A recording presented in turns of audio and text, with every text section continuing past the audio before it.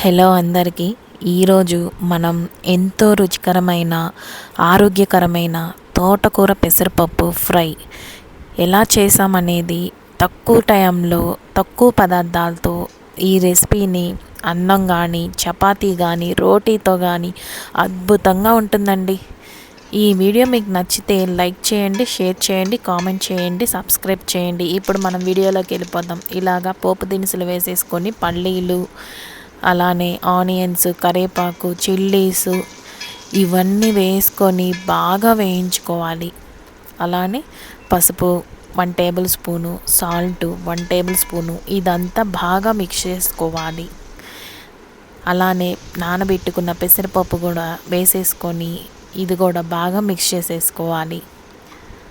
సిమ్లో పెట్టుకొని బాగా వేయించుకోండి. ఈ లోపల మనము తోటకూర కూడా కట్ చేసుకొని శుభ్రంగా వాష్ చేసేసుకొని మనకి మట్టి లేకుండా సన్నగా కట్ చేసుకోవాలి, రెడీగా ఉంచుకోవాలి.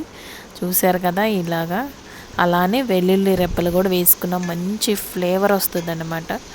ఇది మనము చక్కగా సిమ్లో పెట్టుకొని ఇదంతా బాగా మిక్స్ చేసేసుకోవాలి.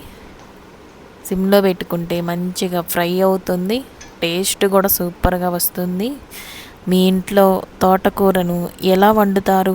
మీ స్టైల్లో కామెంట్లో చెప్పండి. 10 నిమిషాల్లో హెల్దీ ఫ్రై అండి. రుచి అయితే అదిరిపోతుంది. ఇంట్లో తప్పకుండా ట్రై చేయండి.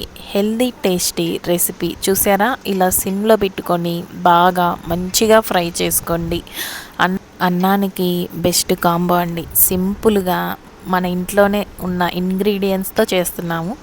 ఇప్పుడు వచ్చేసి కారం కూడా 1 టేబుల్ స్పూన్ యాడ్ చేసేసుకొని బాగా సిమ్లో పెట్టుకొని వేయించుకోవాలి. ఇదంతా బాగా మిక్స్ చేసేసుకోవాలి.